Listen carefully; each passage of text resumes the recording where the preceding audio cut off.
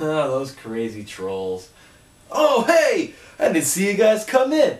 I'm Dane, and this is VHS Flashback. We check out good old VHS tapes and I give them a snazzy little review. This week we're going to check out one of my favorite movies of all time. Return of the Killer Tomatoes, the sequel. This movie was made in 1988. It's the sequel to Attack of the Killer Tomatoes, and it's one of my favorite movies of all time. Rated PG, as you can tell. There's one thing very special about this video, not because of what the video is, but because of the case that I gotta show you that makes this one extra special. Now this tape is really cool because this used to be an actual VHS box tape, but the rental store decided to cut it up and put it onto this into this little white case here, kind of like you get from an old Disney movie. You can still see all the old numbers and all that stuff. I don't even know where this movie actually came from. I actually bought it for like $1 down at the store, but that's something I really like it. PG. Now you might be asking yourself, why am I reviewing Return of the Killer Tomatoes, the sequel, instead of reviewing the original Attack of the Killer Tomatoes? Well, the reason is that I honestly really did not like Attack of the Killer Tomatoes. Now, if you know the whole storyline, you'll know that Attack of the Killer Tomatoes was done with no script and no budget, and somehow it became this big, crazy, cult classic movie.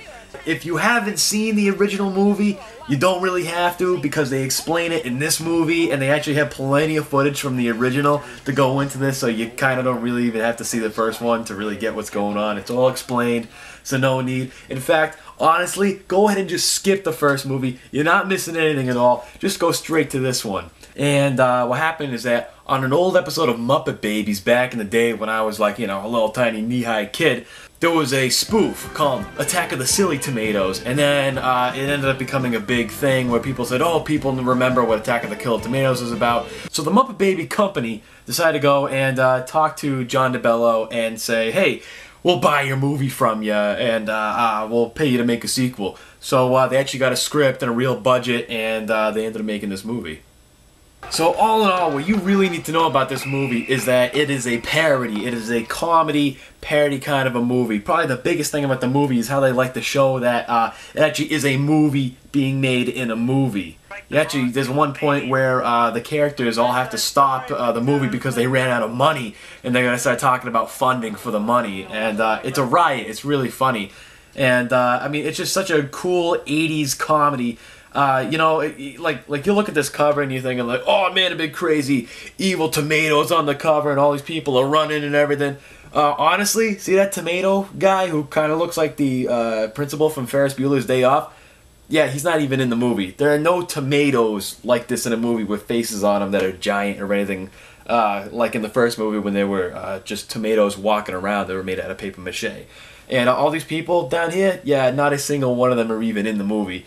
This movie revolves around a character named Chad and his uncle, Old Man Finletter. He's the guy who was in the original movie, and he's back in this one. They have a pizza place. Tomatoes have been outlawed in the entire world, but there's tomato smuggling going on all over the place. And what makes this movie really cool is that John Astin plays the evil mad scientist Dr. Gangrene. Instead of going back to the story of the original film, they went back to more of a simplistic kind of idea of this scientist who uses his scientific genius to transform the tomatoes into tomato people that look and sound and everything just like real people.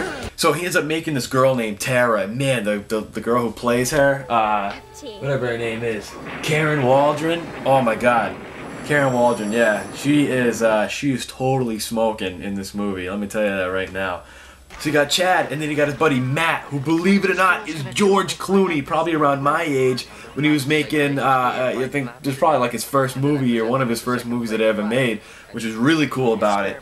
And what's so fun is that you get to see these young guys, and Chad ends up falling in love for this Tara girl, and you know, and she's trying to hope that he doesn't find out that she was actually a tomato, and all this crazy stuff goes on. It's just a great, fun film.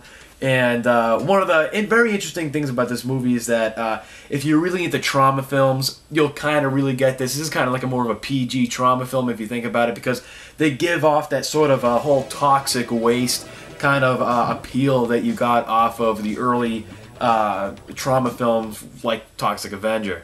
And it's just a lot of fun. It's it's a very funny, cool movie. You know, if you're into just goofy 80s movies and that kind of stuff, like License to Drive and Weekend at Bernie's, this is totally a movie that you should definitely see.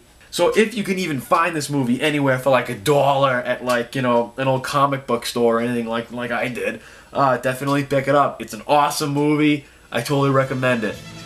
Well, that's all the time we got for now, but tune in next time for a very spooky special Halloween special of VHS Flashback.